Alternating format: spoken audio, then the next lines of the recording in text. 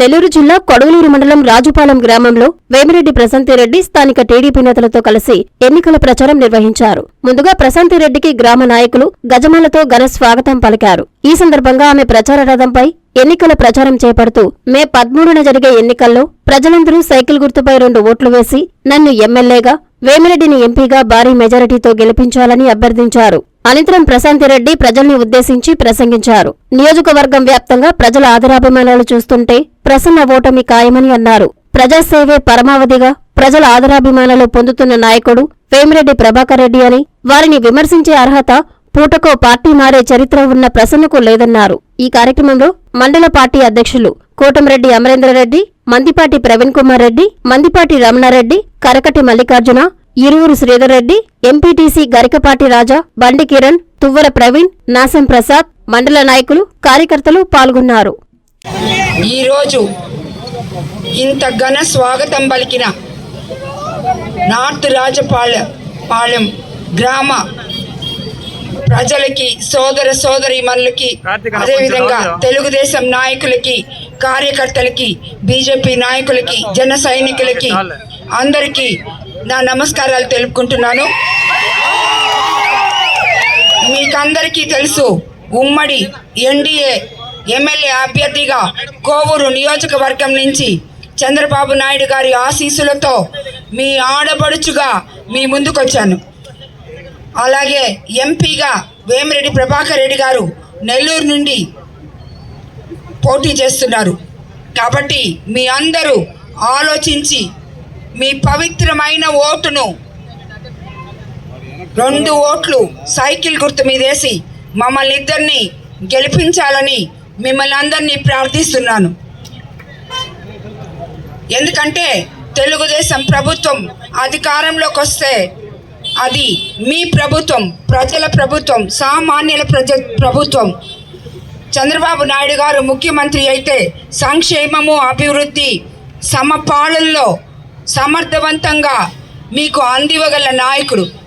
కాబట్టి మనము ఆలోచించి మీరు వేయబోయే ఓటు మీకు రాబోయే 5 సంవత్సరాల్లో మీ భవిష్యత్తు ఎలా ఉంటుందో చెప్పే ఓటు. కాబట్టి ప్రతి ఒక్కరూ ఆలోచించి ఓటు వేయాలని మిమ్మల్ని అందరినీ కోరుకుంటున్నాను. ఎందుకంటే ఈ రాజుపాలెం ప్రజలు గత 5 సంవత్సరాల్లో ఎన్నో కష్టాలు అనుభవించారు. అది అందరూ చెప్తారు. ఇక్కడ ప్రతి ఒక్కరిని అడిగినా, ఎవరిని అడిగినా, అంటే అన్ని గ్రామాల్లో ఉన్నాయి. రాజుపాలెము అంటే ఇంకా ఎక్కువ చెప్తారు. ఎందుకంటే ఊర్లు వదిలేసి వెళ్ళిపోయిన వాళ్ళు, కేసులు పెట్టించుకొని, ఎస్సీల మీద ఎస్సీ ఎస్టీ అట్రాసిటీ కేసులు పెట్టిన వాళ్ళు, ఇలా ఎన్నో కేసులు, ప్రశ్నించిన ప్రతి మనిషి మీద కేసు పెట్టి ఇక్కడ ఎంత అరాచకం జరుగుతుందంటే మాఫియా జరుగుతుంది. మైనింగ్ ఒకటని కాదు, మొత్తం అడ్డా అంతా రాజుపాలెమే. కాబట్టి మీకందరికి చెప్తున్నాను, నేను రాజుపాలెము అంటే అందరినీ భయభ్రాంతుల్ని చేసి వదిలిపెట్టారు ఇన్ని రోజులు. కానీ నేను ఎమ్మెల్యేనైతే రాజుపాలెంలో ఉన్న ప్రతి ప్రజలు రాజుల్లాగా బతకొచ్చు అని చెప్పి మీకందరికీ మాటిస్తున్నాను. నీతి నిజాయితీగా ఒక ఎమ్మెల్యే ఉంటే ఆ ఎమ్మెల్యేతో ఉన్న వాళ్ళు కానీ, నడిచిన వాళ్ళు కానీ, కింద వాళ్ళు కానీ, మిగతా లీడర్స్ కానీ ఎలా ఉండాలో ఆ ఎమ్మెల్యేని చూసి నేర్చుకోవాలి. ఎమ్మెల్యేనే అవినీతి పరుడైతే మిగతా వాళ్ళందరూ కూడా అవినీతి పరులు అవుతారు. అది మర్చిపోయి ఆ ఎమ్మెల్యే నిద్ర లేస్తే అందరినీ అవినీతి పరులు అంటాడు. వేమిరెడ్డి ప్రభాకర్ రెడ్డి అవినీతి పరుడు అంటాడు, పార్టీ వదిలేసి వెళ్ళిపోయాడు అంటాడు. ఆయన తెలుగుదేశంలో గెలిచి 9 రోజులుండి ఆ తర్వాత చంద్రబాబు నాయుడు దగ్గరికి వెళ్ళిపోయాడు. ఒకసారి ఇలాగా ఎన్నోసార్లు పార్టీ మారున్నాడు. ఆయన కాంగ్రెస్లో నుంచి తెలుగుదేశంకి వచ్చాడు, తెలుగుదేశం నుంచి కాంగ్రెస్కి పోయాడు. ఎక్కడ గెలిస్తే అక్కడ ఉన్నాడు. అది వెన్నుపోటుతనమే. కానీ వేమిరెడ్డి ప్రభాకర్ రెడ్డి గారు ఏ రోజైనా సరే రాజకీయం చేసినా చేయకపోయినా నీతి నిజాయితీగా ఆయనకంటూ కొన్ని ప్రిన్సిపల్స్ ఉంటాయి. అవి ఒక్క అడుగు కూడా దాటడు. కాబట్టి వీళ్ళందరికీ వేమిరెడ్డి ప్రభాకర్ రెడ్డి గారు అంటే ఒక నమ్మకం ప్రజలకి. ఆయన గురించి మాట్లాడే అర్హత ఏ ఒక్కరికి లేదు. ఈరోజు నెల్లూరు నుంచి ఎంపీగా ఆయన పోటీ చేస్తున్నారంటే ఆయనకంటూ ఆయన అభిమానులు, ఆయన్ని అభిమానించే జనం ఎంతోమంది ఉన్నారు. ఎందుకంటే ఉదయగిరి నుంచి ఇక్కడ నెల్లూరు వరకు ఆయన ఏ ఊరు, ఏ ప్రజలు, ఎవరు అసలు రాజకీయాలకు మనం వస్తామా లేదా అనేది కూడా ఆలోచించలేదు. కులమతాలకు అతీతంగా, పార్టీలకు అతీతంగా ఇప్పటి వరకు సేవ చేశారు. కాబట్టి ఈ అవినీతి పరులకి ఆయన గురించి మాట్లాడే అర్హతే లేదు. అసలు వాళ్ళు ఏం మాట్లాడతారో తెలియదు. మీరు అవినీతి చేశారయ్యా అది చెప్పండి, అసలు ఎందుకు చేశారు, ఇంత గ్రావెల్ దోసేశారు, ఇంతకి ఇసుకెత్తుకుపోయారు, దాని గురించి ఆన్సర్ చేయండి, ఎక్కడుంది అది, ఆ డబ్బు ఎక్కడుంది అని చెప్పి నేను అడుగుతుంటే ఎంతసేపు నా గురించి ఏదో నిన్న కూడా ఏదో మాట్లాడాడు. ఆ డైమండ్లని ఇవన్నీ అవసరమా ఆయనకి? ఆడవాళ్ళ విషయాలు అవసరమా? నేను అడిగేది ఏంది, నువ్వు సమాధానం చెప్పేది ఏంది?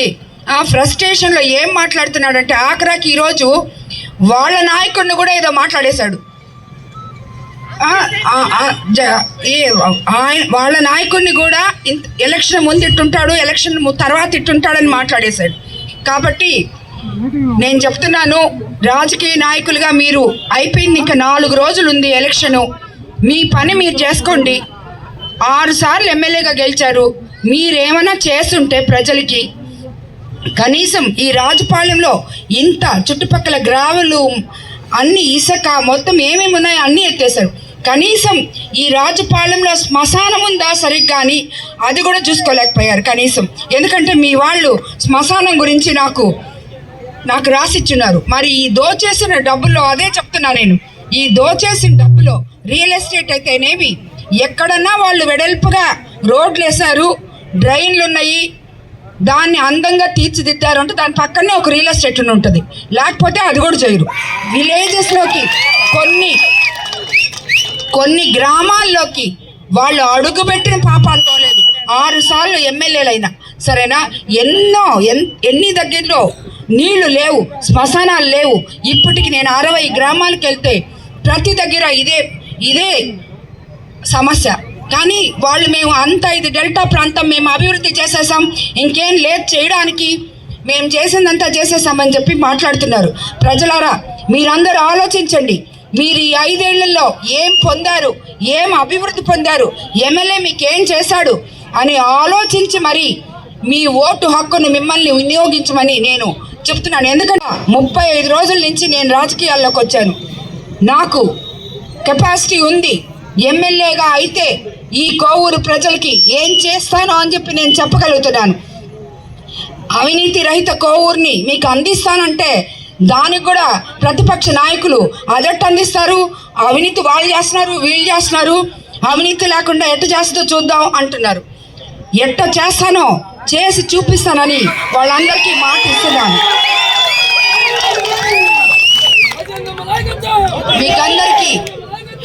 మీకందరికీ చెప్తున్నాను, మీ ఊర్లో ఎంతోమందికి ఇళ్ళు లేవని చెప్పారు. 6 సార్లు ఎమ్మెల్యే అయ్యి ఏం చేశాడో మరి రాజపాలెంలో శ్మశానం కూడా లేకుండా నాకు అర్థం కావట్లేదు. పంట కాలువలకు రివిట్మెంట్ పనులు పూర్తి చేస్తానని, దీంతో పాటు డొంకలు ఆధునీకరణ చేస్తానని మాటిస్తున్నాను. నిరుద్యోగ యువత కోసం మన ప్రభుత్వం అధికారంలోకి రాగానే 20 లక్షల జాబ్స్ ఇస్తారని చెప్పి ఆల్రెడీ చెప్పున్నారు. స్థానికంగా మీకందరికీ ఇంతకు ముందే చెప్పాను, ఇక్కడ కూడా ఎంతోమంది యువకులు ఉన్నారు. వీళ్ళందరూ ఎందుకో కానీ అందరూ అమ్మ అన్న వెనక్కి తిరుగుతుంటారు. ఏ గ్రామానికి పోయినా ఎంతోమంది పిల్లలు, మా మహిళలే కాకుండా మీ అందరూ కూడా నా వెనుకున్నారు. కాబట్టి మీకందరికీ కూడా ఇఫ్కో సెజ్ని పారిశ్రామిక వాడుగా చేసి నెల్లూరు జిల్లాలో ఉన్న యువకులకి ఉద్యోగాల కోసం బయటకు వెళ్లకుండా తప్పకుండా మీకు అంకితం చేస్తానని మీకు అందరికీ మాటిస్తున్నాను. అదేవిధంగా మీకు అందరికీ తెలుసు,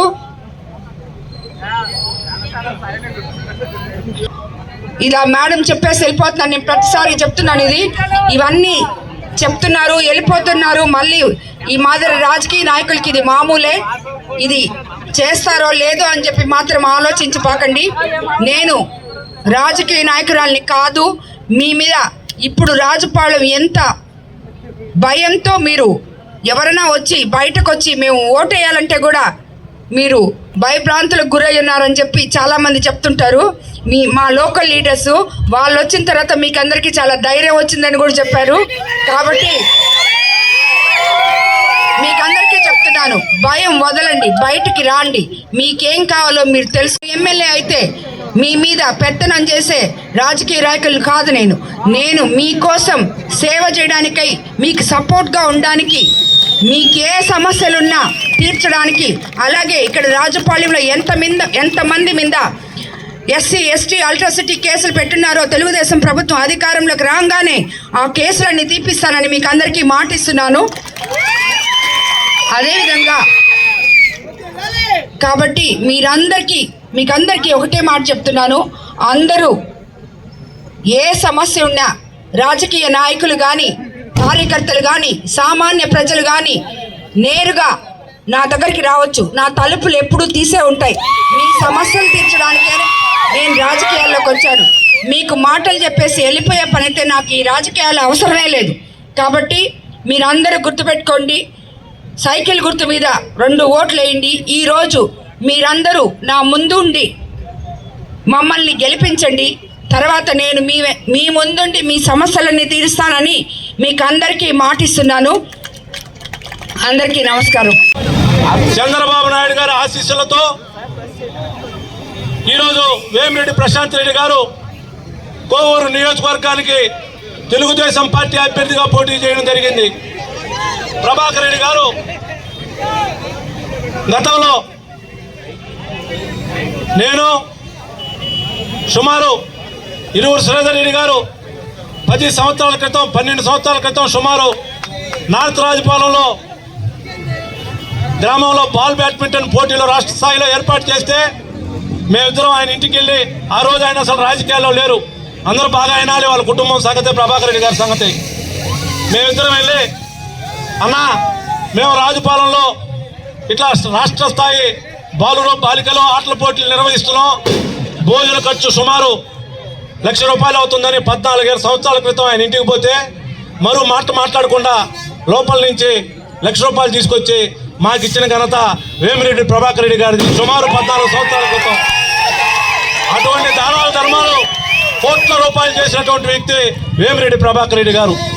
వేమిరెడ్డి ప్రభాకర్ రెడ్డి గారు ఈరోజు మన జిల్లాలో వైద్యం, విద్య, ఉచిత మంచినీరు అందిస్తున్నటువంటి ప్రదాత ఈరోజు వేమిరెడ్డి ప్రభాకర్ రెడ్డి గారు. ఈరోజు మన జిల్లాలో ఎంతో మంది కోటీశ్వరులు ఉన్నారు. వాళ్ళ పేర్లు ఎవరికన్నా మనకు తెలుసా? ఈరోజు ఎవరికి తెలియదు. ఈరోజు ఎన్నో సేవా కార్యక్రమాలు చేసి ఈరోజు వేమిరెడ్డి ప్రభాకర్ రెడ్డి గారి దంపతులు రాజకీయాల్లోకి వాళ్ళ అభిమానులందరూ కూడా పిలిచిన మేరకు వాళ్ళు మొన్నటిదాకా వైసీపీలో ఉన్నటువంటి సంగతి మనందరికీ తెలిసిందే. కానీ వైసీపీలో మన విజయసాయిరెడ్డి గారు పెద్ద మనిషి ఆ రోజు ఇదే సెంటర్లో చెప్పాడు. ఏం చెప్పాడంటే, రాజకీయాల్లో వైఎస్ఆర్ సిపిలో ఉండి వేమిరెడ్డి ప్రభాకర్ రెడ్డి గారు కావాల్సినంత అవినీతి చేసి సొమ్ము సంపాదించుకున్నాడు అని చెప్పాడు. ప్రభాకర్ రెడ్డి గారు మీరు కాణిపాకం పోదా ఉన్నా కోట్ల రూపాయలు ఖర్చు పెట్టి తిరుమలలో ఏ రకంగా అయితే బ్రహ్మోత్సవాలు జరుగుతాయో వేమిరెడ్డి దంపతులు నెల్లూరు విఆర్సీ సెంటర్లో నెల్లూరులో లక్షలాది మందికి తిరుమలలో జరిగినటువంటి అన్ని కూడా నెల్లూరులో జరిపిన సందర్భాన్ని మీకు గుర్తు చేస్తున్నా. ఈరోజు రాజపాలెం ఓటు మహాశాల మీరు ఒకటే గుర్తు పెట్టుకోండి, నార్త్ రాజపాలెం గ్రామ ప్రజలందరూ కూడా సైకిల్ గుర్తుపై ఒక ఓటు ఎంపీగా వేమిరెడ్డి ప్రభాకర్ రెడ్డి గారికి, ఒక ఓటు వేమిరెడ్డి ప్రశాంత్ రెడ్డి గారికి వేసి మనం గెలిపించుకోవాల్సిన అవసరం ఎంతైనా ఉంది. మన గ్రామాన్ని అభివృద్ధి చేశామంటున్నారు. ఇంతకు 3 రెట్లు వేమిరెడ్డి ప్రశాంత్ రెడ్డి గారు మన గ్రామాన్ని, రాజపాలెం గ్రామాన్ని అభివృద్ధి చేసే బాధ్యత నార్త్ రాజపాలెంలో తెలుగుదేశం పార్టీ తీసుకుంటుంది. ఇంకోటి తెలియజేస్తున్నా, యువకులు ఎంతో మంది ఉన్నారు.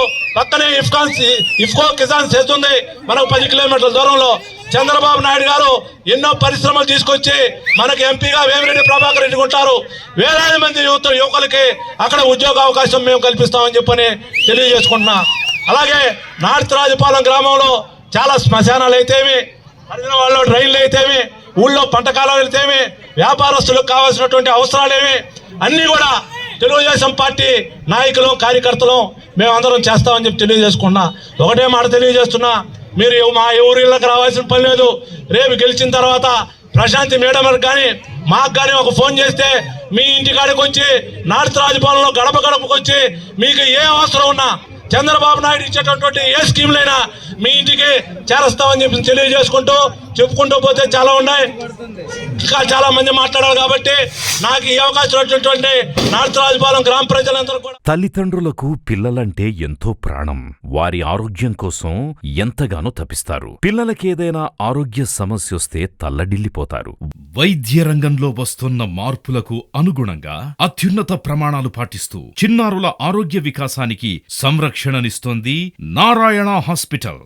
ఆహ్లాదకరమైన వాతావరణం, అంతర్జాతీయ స్థాయి వసతులతో మీ పిల్లల వైద్య సంరక్షణకి సంజీవినిలా వైద్య సేవలందిస్తోంది నారాయణ. పుట్టిన బిడ్డ నుండి 16 ఏళ్ల వరకు ఎలాంటి అనారోగ్య సమస్య అయినా ఇప్పుడు మహానగరాలకు వెళ్లాల్సిన అవసరం లేదు. కార్పొరేట్ హాస్పిటల్స్ కి దీటుగా అనుభవజ్ఞులైన పీడియాట్రిషియన్స్, ఆధునిక ఇన్ఫ్రాస్ట్రక్చర్, 24/7 పీడియాట్రిక్స్ ఎమర్జెన్సీ సేవలు, అత్యాధునిక వెంటిలేటర్ సౌకర్యం కలిగిన పిఐసియు, నియోనాటాలజిస్ట్ ఆధ్వర్యంలో అత్యాధునిక సదుపాయాలందించే ఎన్ఐసియు కలదు. అతి తక్కువ ఖర్చుతో అత్యుత్తమ చికిత్సను అన్ని వర్గాల వారికి అందిస్తోంది నారాయణ హాస్పిటల్. పీడియాట్రిక్ విభాగం, చింతారెడ్డిపాలెం.